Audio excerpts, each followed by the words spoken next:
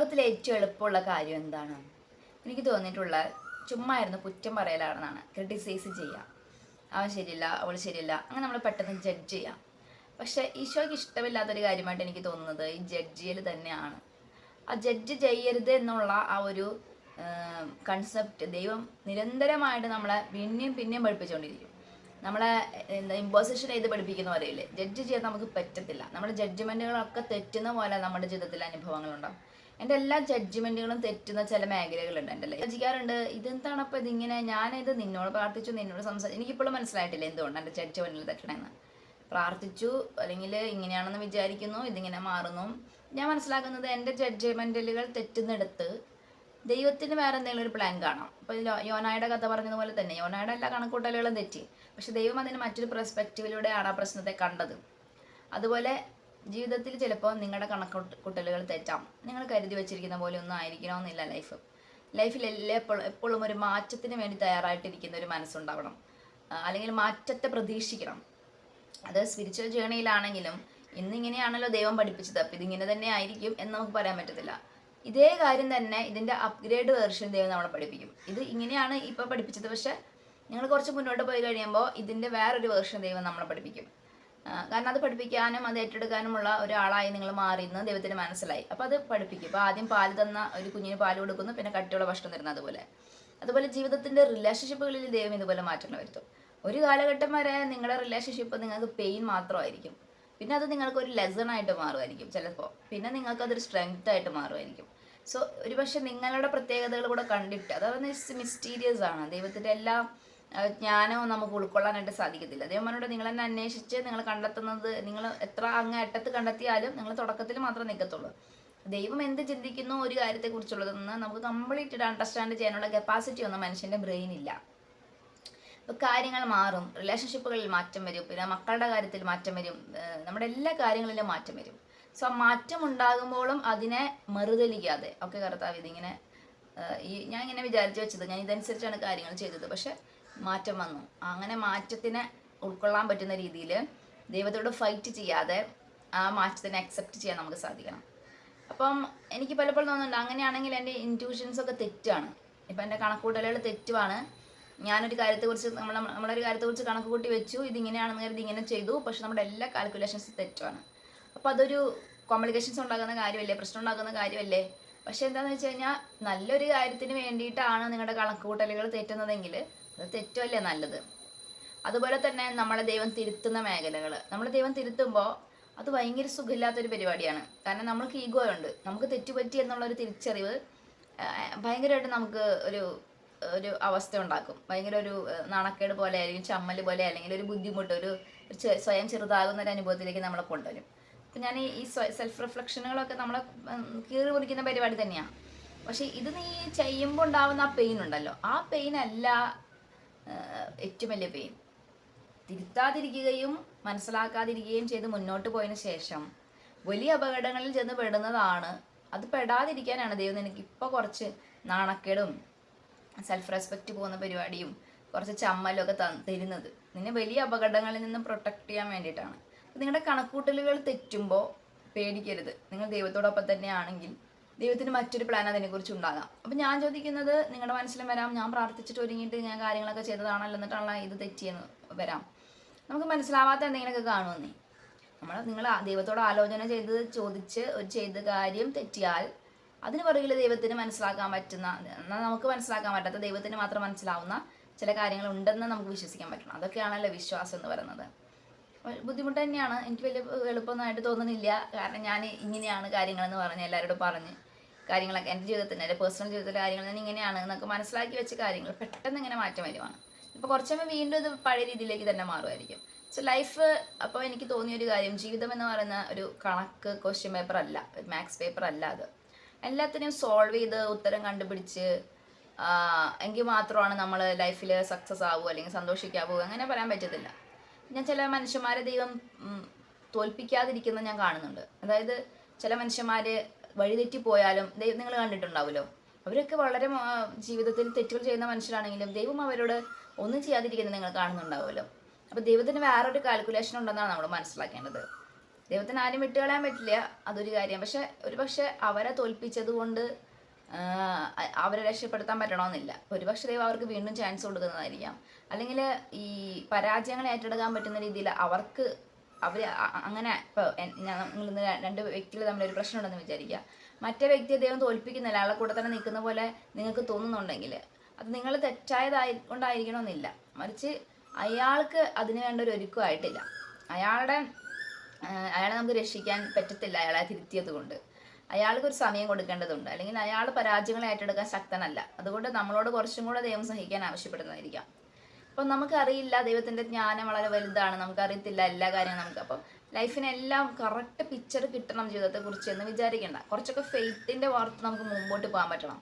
എനിക്ക് മനസ്സിലാവണില്ല കർത്താവേ എന്താ നടക്കുന്നതെന്ന്, നീ എന്താ ചെയ്തുകൊണ്ടിരിക്കണമെന്ന് എനിക്ക് മനസ്സിലാവണില്ല കർത്താവേ, എന്നാലും കുഴപ്പമില്ല, നിന്നിലുള്ള വിശ്വാസം കൊണ്ട് ഞാൻ നടക്കുന്നു. അങ്ങനെയാണല്ലോ അബ്രാഹാം മകനെയും പിടിച്ചുകൊണ്ട് മലയുടെ മുകളിലേക്ക് പോകുന്നത്. ഈശോ പറഞ്ഞു അങ്ങനെ ചെയ്യാൻ, അങ്ങനെ ചെയ്തു. അതിൻ്റെ അപ്പുറത്തൊരു ട്വിസ്റ്റ് ഉണ്ടാവുമെന്ന് അബ്രാഹാം വിചാരിക്കുന്നില്ലല്ലോ. സോ ചില സമയത്ത് നമുക്ക് വഴിയൊന്നും കാണുന്നില്ല, എങ്കിലും മുന്നോട്ട് പോകാൻ പറ്റണം. അവിടെയാണ് വിശ്വാസം. ചിലർക്ക് ക്ലിയർ പിക്ചർ കിട്ടുന്നില്ല. ഇതിപ്പോൾ എന്തിനാ ഇത് ചെയ്യാൻ പറയുന്നത് നമുക്ക് മനസ്സിലാവുന്നില്ല, അല്ലെങ്കിൽ ഇതെന്തുകൊണ്ട് ഇപ്പോൾ ഇങ്ങനെ ലൈഫിൽ സംഭവിക്കാൻ നമുക്ക് മനസ്സിലാവുന്നില്ല. പക്ഷെ എന്നാൽ നമുക്ക് മുന്നോട്ട് പോകാൻ പറ്റണം. എല്ലാം മനസ്സിലാക്കി കഴിഞ്ഞ് കഴിഞ്ഞാൽ പിന്നെ അത് നമ്മുടെ ബുദ്ധിയുടെ തലവാ. നമുക്ക് ഫെയ്ത്തിൻ്റെ ആവശ്യം അവിടെയില്ല. പക്ഷെ എല്ലാം മനസ്സിലാകാതിരിക്കുമ്പോൾ ഒരു ഫെയ്ത്തിൻ്റെ നീഡ് വരുന്നുണ്ട്. അവിടെയാണ് നമ്മുടെ ഫെയ്ത്ത് നമ്മൾ പ്രൂവ് ചെയ്യേണ്ടത്. സോ ലൈഫ് പസിൽ പോലെയാണ്, കുറേ സോൾവ് ചെയ്യാൻ നമുക്ക് പറ്റണം. എങ്കിലും സോൾവ് ചെയ്യാൻ പറ്റാത്ത കാര്യങ്ങൾ ഉണ്ടാകുമ്പോൾ മുകളിലെ കർത്താവ് പറയുന്ന പോലെ ഇതെടുത്ത് അങ്ങോട്ട് വെക്കും, ഇതെടുത്ത് അങ്ങോട്ട് വെക്കും. നോക്കി എനിക്ക് തോന്നുന്നില്ല ഇതൊക്കെ അങ്ങോട്ട് വെച്ചത് കൊണ്ട് ഈ പസിൽ സോൾവ് ആവുന്നു. പിന്നെ പറയുന്നത് നീ ആയതുകൊണ്ട് ഞാൻ അങ്ങ് അനുസരിക്കുന്നു. അങ്ങനെ ഒരു ഫേസ് ലൈഫിൽ ഉണ്ടെന്നാണ് ഞാൻ മനസ്സിലാക്കുന്നത്. ഞാൻ എൻ്റെ 15 വർഷമായിട്ട് എൻ്റെ പഠനത്തിന് വേണ്ടി ഞാൻ ശ്രമിച്ചുകൊണ്ടിരിക്കുന്ന ഒരാളാണ്. ഒരു ഗ്രാജുവേഷൻ ഇത്രയേറെ എന്തിനാ തടസ്സം എന്ന് ഞാൻ ആലോചിക്കാറുണ്ട്. 15 ഇയേഴ്സ് ഒക്കെ ഒരാൾ ഒരു കാര്യത്തിന് വേണ്ടി ആഗ്രഹിക്കാൻ ശ്രമിക്കുകയും ചെയ്യുക. കുറേ വർഷങ്ങൾ ചിലപ്പോൾ ഞാൻ എല്ലാ വർഷവും ശ്രമിച്ചിട്ടുണ്ടാവും, പക്ഷേ വലിയ ആക്ഷനൊന്നും എടുക്കാത്ത കുറേ വർഷങ്ങളുണ്ടാവും. കുറേ വർഷം ഞാൻ ആരുടെയൊക്കെ സപ്പോർട്ട് പ്രതീക്ഷിച്ച് എന്നെ ആരെങ്കിലും ഹെൽപ്പ് ചെയ്യും വന്നിട്ട് കംപ്ലീറ്റ് ചെയ്യാമെന്ന് വിചാരിച്ചിട്ട് ഞാൻ കുറേ വർഷങ്ങൾ കളഞ്ഞിട്ടുണ്ട്. കുറേ വർഷങ്ങൾ ധൈര്യം ഇല്ലാത്തത് കൊണ്ട് എനിക്കറിയാതെ ഇന്ന പോലെ പക്ഷെ ചെയ്ത് മുന്നോട്ട് ഇറങ്ങി ചെയ്യാനുള്ള ധൈര്യം ഇല്ലാത്തതുകൊണ്ട് അങ്ങനെ കുറച്ച് വർഷം പോയി. പിന്നെ ഞാൻ ധൈര്യം സംഭരിച്ച് പഠിക്കാൻ വേണ്ടി ചേർന്നു. എന്നിട്ട് ഫീസൊക്കെ അടയ്ക്കാൻ പൈസ ഇല്ലാതെ ആരോഗ്യ ഫീസ് അടച്ചൊരു കാലഘട്ടം ഉണ്ടായിട്ടുണ്ട്. ചേർന്ന് കഴിഞ്ഞിട്ടും ഓരോരോ തടസ്സം വരുമ്പം പറ്റില്ല ഇത് നടക്കൂല എന്ന് കരുതിയ സമയങ്ങളുണ്ട്. 15 ഇയേഴ്സിലെ എക്സ്പീരിയൻസ് പറയുന്നത്. ചിലപ്പോൾ ഞാൻ നൊവേന കൂടിയിട്ട് ഇത് എങ്ങനെയെങ്കിലും ഒന്ന് കംപ്ലീറ്റ് ആകാൻ പറ്റണമെന്ന് പ്രാർത്ഥിച്ച ദിവസങ്ങളുണ്ട്. ഈ 15 years of battle for something എന്നുള്ളതുണ്ടല്ലോ, എന്നിൽ ഉണ്ടാക്കിയിട്ടുള്ള ഒരു സ്ട്രെങ്ത് ഉണ്ട്. ഇപ്പം എനിക്ക് ചുറ്റുമുള്ള ആൾക്കാരൊക്കെ എന്തെങ്കിലും ഒന്ന് ശരിയാവാതാവുമ്പോൾ സാരമില്ല, അത് വേണ്ട, അത് നടക്കൂല എന്ന് പറഞ്ഞ് വിട്ട് കളയുമ്പോൾ എൻ്റെ മനസ്സിലുള്ളത് ഇത്രയും ശ്രമിച്ചിട്ടുണ്ട് ഞാനൊരു കാര്യത്തിന് വേണ്ടി, പിന്നെ ഇത്തിരി കൂടെ എനിക്ക് ശ്രമിക്കാവുന്നതേ ഉള്ളൂ. അല്ലെങ്കിൽ എനിക്ക് അസാധാരണമായ പേഷ്യൻസ് ഉണ്ടാകുന്നുണ്ട്, അല്ലെങ്കിൽ പിന്നെ ശ്രമിക്കാന്നൊരു തോന്നലുണ്ടാകുന്നുണ്ട്. സോ ഈ 15 ഇയേഴ്സ് ഓഫ് ശ്രമം കൊണ്ട് ദൈവം എന്നിൽ നിരന്തരമായി ശ്രമിക്കാൻ പറ്റുന്നൊരു ഹൃദയം ഉണ്ടാക്കിയിട്ടുണ്ട്. അല്ലെങ്കിൽ ഒരു കാര്യത്തിന് വേണ്ടി എന്തുമാത്രം പോകാൻ പറ്റുമെന്നുള്ള എൻ്റെ സ്ട്രെങ്ത് വർദ്ധിപ്പിച്ചിട്ടുണ്ട്. സോ എൻ്റെ ഇത്രയും നാളത്തെ പരാജയങ്ങൾ എന്നിലൊരു ഫൈറ്ററിനെ ക്രിയേറ്റ് ചെയ്തിട്ടുണ്ട്. അതുപോലെ നിങ്ങളുടെ ലൈഫിൽ ഉണ്ടായിരിക്കും. നിങ്ങൾ അനുഭവിച്ച് വെച്ചിരുന്ന കുറേ കാര്യങ്ങൾ നിങ്ങളെ മോൾഡ് ചെയ്തിട്ടുണ്ട്, നിങ്ങൾ രൂപപ്പെടുത്തുന്നതിൽ പങ്കുവച്ചിട്ടുണ്ട്. സോ നമുക്ക് എങ്ങനെ പിന്നെ പറയാൻ പറ്റുക ഈ 15 വർഷം ഞാൻ തോറ്റ ആളായിരുന്നു എന്ന്? 15 വർഷവും എന്നെ ദൈവം ഒരുക്കുകയായിരുന്നു എന്നല്ല ഞാൻ മനസ്സിലാക്കേണ്ടത്. ഇപ്പോൾ എൻ്റെ പഠനത്തിൻ്റെ കാര്യങ്ങളിൽ മുന്നോട്ട് പോകുന്നു, ഉറപ്പൊന്നുമില്ല കംപ്ലീറ്റ് ആക്കാൻ പറ്റുന്ന, ഇപ്പോഴും ഉറപ്പൊന്നുമില്ല. ഓരോരോ സ്റ്റെപ്പ് സോൾവ് ചെയ്ത് മുന്നോട്ട് പോകുന്നു. അപ്പോൾ നിങ്ങൾ വിചാരിക്കുമ്പോൾ ഒരു ഡിഗ്രി പഠനം ഇത്രയും ബുദ്ധിമുട്ടാണോ എന്ന് വിചാരിക്കും. ഞാൻ ഡിസ്റ്റൻസ് ആയിട്ടാണ് പഠിക്കുന്നത്, കുറച്ച് ബുദ്ധിമുട്ടാണ്. അപ്പോൾ അത് ഒന്നും അവിചാരിതമായി പലതും കടന്നു വരികയാണ്. അപ്പോൾ നടക്കുമെന്ന് അറിയത്തില്ല. അപ്പോൾ ഞാൻ ഒരു സ്ഥലത്തായിരുന്നു, അപ്പോൾ അവിടെ ആയിരുന്നപ്പോൾ ഇത് പഠനം കംപ്ലീറ്റ് ആക്കാൻ പറ്റില്ല എന്ന് എനിക്ക് മനസ്സിലായായിരുന്നു. അവിടെ നിന്ന് ഇത് പഠിക്കാൻ പറ്റത്തില്ല. പക്ഷെ ഞാൻ അഡ്മിഷനൊക്കെ എടുക്കുന്നത് അവിടെ വെച്ചിട്ടാണ്. അപ്പോൾ അത് വലിയ പാടാണെന്ന് എനിക്ക് മനസ്സിലാകുമായിരുന്നു. പക്ഷേ എന്തോ ഒരു ഭാഗ്യത്തിലാണ് ഞാൻ പൂനെയിലേക്ക്, ദൈവകൃപയാൽ പൂനെയിലേക്ക് വരുന്നത്. ഇവിടെ എനിക്ക് ഓരോ കാര്യങ്ങളും ചെയ്യുമ്പോൾ അതിനുള്ള സാഹചര്യങ്ങൾ പോസിറ്റീവായിട്ട് വരുന്നുണ്ട്. അപ്പം ഞാൻ കുറേ വിചാരിച്ചിട്ടുണ്ട്, ദൈവം എന്തിനാണ് ഈ പൂനെയിലേക്ക് കൊണ്ടുവന്നതെന്ന് ഞാൻ കുറേ ആലോചിച്ചിട്ടുണ്ട്. എനിക്ക് എൻ്റെ സ്വഭാവത്തിന് ചേരാത്തൊരിടം, എനിക്ക് സിറ്റി ലൈഫ് ഇഷ്ടമല്ല, അങ്ങനെ എനിക്ക് മനസ്സിലാവണില്ല അതൊക്കെ എന്തിനാണ് ദൈവം ചെയ്യുന്നത്, എന്നെ പൂനെയിലേക്ക് കൊണ്ടുവന്നതെന്ന് ഞാൻ ആലോചിക്കുന്നുണ്ട്. എനിക്ക് പറ്റാത്തൊരു ലൈഫ് സ്റ്റൈലാണ്, കുറച്ചും കൂടെ വേറെ രീതിയിൽ ജീവിക്കണമെന്നാണ് എൻ്റെ ആഗ്രഹം. പക്ഷെ ഇപ്പോൾ ഇതൊക്കെയാണ് എൻ്റെ ലൈഫിൽ നടക്കേണ്ടത്. ഇതൊക്കെയാണ് എൻ്റെ എഡ്യൂക്കേഷൻ കംപ്ലീറ്റ് ചെയ്യാൻ ഇതാണ് നല്ലത്, എൻ്റെ മക്കൾക്ക് ഈ സ്ഥലമാണ് നല്ലത്, അവർക്ക് കുറച്ച് സോഷ്യലൈസ് ആയിട്ട് വളർന്നു വരാനാണ് അത് നല്ലത്. എനിക്ക് മനസ്സിലാക്കാൻ പറ്റാത്തൊരു സൈഡ് എൻ്റെ ലൈഫിൽ നടക്കുന്ന കാര്യങ്ങളൊക്കെ ഉണ്ട്. അത് എൻ്റെ ഫെയ്ത്ത് കൊണ്ട് മാത്രമേ എനിക്കത് മനസ്സിലാക്കാൻ പറ്റത്തുള്ളൂ. ഇപ്പോൾ എനിക്ക് മനസ്സിലാവുന്നില്ലെങ്കിലും എനിക്ക് വിശ്വസിക്കാൻ പറ്റണം, എൻ്റെ ദൈവം ഇതൊക്കെ ക്രമീകരിക്കുന്നതാണ്. എൻ്റെ പരാജയങ്ങളും ദൈവം ക്രമീകരിക്കുന്നതാണ്. എൻ്റെ ജീവിതത്തിലേക്ക് വരുന്ന മനുഷ്യന്മാരും ദൈവം ക്രമീകരിക്കുന്നതാണ്. എൻ്റെ മക്കൾക്ക് എന്ത് വേണമെന്ന് എന്നോടുള്ള വിശ്വസ്തത മൂലം അല്ലെങ്കിൽ അവരോടുള്ള സ്നേഹം മൂലം ദൈവം പല കാര്യം ക്രമീകരിക്കുന്നുണ്ട്. അപ്പോൾ അവരെ കണ്ടുകൊണ്ട് ദൈവം ചില കാര്യങ്ങൾ എൻ്റെ ജീവിതത്തിൽ ചെയ്യുന്നുണ്ട്. എൻ്റെ ദാമ്പത്യ ജീവിതത്തിൽ എന്തെങ്കിലും ഒരു സ്ട്രഗിൾ ഉണ്ടാകുന്നുണ്ടെങ്കിലും ചിലപ്പോൾ ദൈവം എൻ്റെ ബുദ്ധിമുട്ടുകളും പ്രയാസമല്ല കാണുന്നത്, ഒരു പക്ഷേ എൻ്റെ മക്കളുടെ ഭാവിയായിരിക്കും കാണുന്നത്. സോ നമുക്ക് മനസ്സിലാക്കാൻ പറ്റാത്ത കുറേ കാര്യങ്ങൾ ചേർന്നാണ് നമ്മുടെ ലൈഫ്. അപ്പം എല്ലാം മനസ്സിലാക്കണം എന്ന് വാശി പിടിക്കേണ്ടതേ. ചിലപ്പോഴൊക്കെ നമ്മൾ ഗോ വിത്ത് ദ ഫ്ലോ, ആ ഒരു ഒഴുക്കിനനുസരിച്ച് പോവുക. ദൈവം എങ്ങോട്ടാണ് നയിക്കുന്നതെന്ന് വെച്ചാൽ അതങ്ങ് പോവുക. ഇപ്പം മടുത്ത് തുടങ്ങി കുറേ വർഷം ഇങ്ങനെ പലതിൻ്റെയും പുറകെ നടന്ന് ഈ 15 ഇയേഴ്സിലെ ഡിഗ്രിയുടെ ഒരൊറ്റ സർട്ടിഫിക്കറ്റിന് വേണ്ടി ശ്രമിച്ച് എവിടെ എത്തില്ല, അത് കംപ്ലീറ്റ് ആവില്ല എന്നൊക്കെയുള്ളൊരു തോന്നലുള്ളതുകൊണ്ട് മൾട്ടിപ്പിൾ കോഴ്സസ് ഞാൻ വേറെ പല കോഴ്സസും ഇതിൻ്റെ ഇടയിൽ കൂടെ ചെയ്തു. വെറുതെ ഇരിക്കത്തില്ല, കാരണം എനിക്കറിയാം ഇത് ഡിഗ്രി ഇല്ല, അപ്പോൾ പണി ബുദ്ധിമുട്ടാവും, ജോലിക്കൊക്കെ ബുദ്ധിമുട്ടാവും എന്ന് എനിക്കറിയാവുന്നതുകൊണ്ട് പല കോഴ്സുകൾ ഇതിൽ ചേർന്നു. അങ്ങനെയാണ് സൈക്കോളജിയുടെ പല കോഴ്സുകളിലേക്ക് ഞാൻ എത്തിപ്പെടുന്നത്. അല്ലെങ്കിൽ പറ്റാവുന്ന പല കോഴ്സുകൾ ചെയ്തെന്ന് അങ്ങനെയാണ്. അപ്പോൾ ഒരു സർട്ടിഫിക്കറ്റിന് വേണ്ടി അധ്വാനിച്ചിട്ട് അത് കിട്ടിയിട്ടില്ല ഇതുവരെ, പക്ഷേ അതിൻ്റെ ഇടയിൽ ഒരുപാട് സർട്ടിഫിക്കറ്റുകൾ കിട്ടി. അപ്പോൾ നമുക്ക് മനസ്സിലാവണില്ല വൈ എന്തുകൊണ്ടാണ് നിരന്തരം തോൽപ്പിച്ചുകൊണ്ടിരിക്കുന്നത്. ദൈവം എന്തുകൊണ്ടാണ് എന്നെ യുദ്ധത്തിനെ വിട്ടിട്ട് അവിടെ ഒരു പരാജിതനാക്കിയിട്ട് എനിക്ക് യുദ്ധം ചെയ്യാൻ പറ്റാത്ത അവസ്ഥയിൽ നിലനിർത്തിക്കൊണ്ടിരിക്കുന്നത്.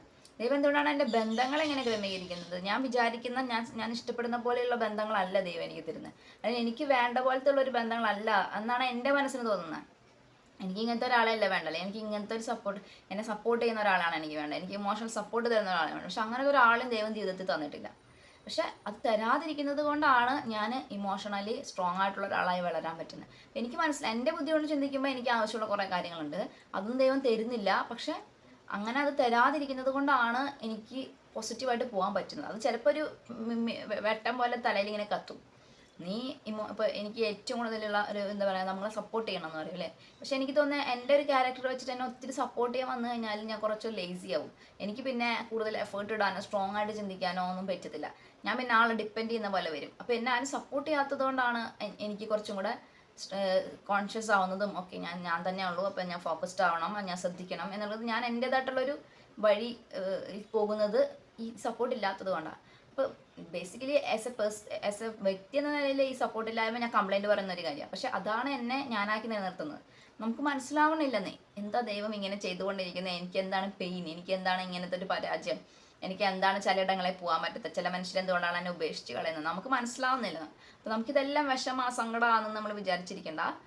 ദൈവത്തിന് എന്തെങ്കിലും ഒരു വേറെ കാര്യമുണ്ട്, അത് നമുക്ക് മനസ്സിലാവണില്ല, അത്രേ ഉള്ളൂ. അപ്പം ദൈവത്തിനെല്ലാം വിട്ടുകൊടുത്തുകൊണ്ട് ദൈവം നിന്റെ ഹിതമാണെങ്കിൽ ഇത് സംഭവിക്കട്ടെ, എനിക്ക് മനസ്സിലാവണില്ല എന്താണെന്ന്, പക്ഷെ കുഴപ്പമില്ല, വിശ്വാസം കൊണ്ട് ഞാൻ എന്നെ വിശ്വസിക്കുന്നു. അബ്രാഹത്തിനെയും ഇസ്ഹാക്കിനെയും യാക്കോബിനെയും ദൈവത്തിനെ ഞാൻ വിശ്വസിക്കുന്നു. എൻ്റെ നന്മയ്ക്കായിട്ട് പരിണമിപ്പിക്കും ഞാൻ വിശ്വസിക്കുന്നു. ഈ രോഗം, ഈ അവസ്ഥ, ഈ സാമ്പത്തിക ബുദ്ധിമുട്ട്, ഈ ബന്ധങ്ങളിലെ തകരാറ്, ഇതെല്ലാം നീ കണ്ടിട്ടുണ്ടെന്ന് ഞാൻ വിശ്വസിക്കുന്നു. ഇതെല്ലാം ഞാൻ നിനക്ക് വിട്ടു തരുന്നു. ഇനി നീ തന്നെ ഈ കാര്യത്തിൻ്റെ മേലെ അധികാരമുള്ളവനാണ്. നീ തന്നെ തീരുമാനങ്ങൾ എടുക്കുക, അല്ലെങ്കിൽ നീ തന്നെ ജീവിതത്തെ ക്രമീകരിക്കുക.